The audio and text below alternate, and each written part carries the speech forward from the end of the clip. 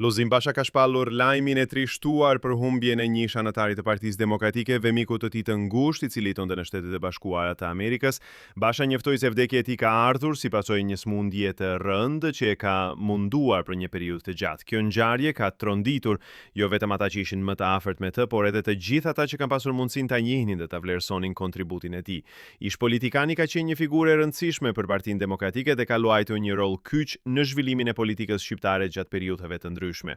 Ai gëzonte një mbështetje të madhe nga bashkëpunëtorët dhe ishte një mik i ngushtë i shumë prej tyre, përfshirë Luzim Bashën.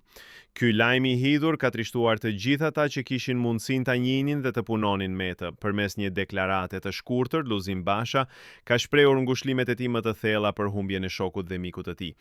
Ai theksoi se ky është një moment shumë i vështirë për të dhe për të gjithë ata që e kanë njohur, duke shtuar se kjo humbje është e pedukueshme. Basha ka theksuar se figura e tij do të mbetet gjithmonë në kujtesën e të gjithëve dhe se asnjëherë nuk do të harrohet. Në përfundim, Basha ka apeluar për mbështetje ndaj familjes dhe të afërmëve të të ndjerit, duke u siguruar që ky moment i dhimbshëm të kalojë me dinjitet dhe respektin që meriton. Ai shtoi se shpirti dhe kontributi i të ndjerit do të vazhdojnë të jenë një udhërfes për të gjithë ata që kanë pasur privilegjin ta njohin. Po ju, çfarë mendoni për këtë situatë? Komentoni mendimin tuaj dhe mos harroni të bëni likes dhe subscribe.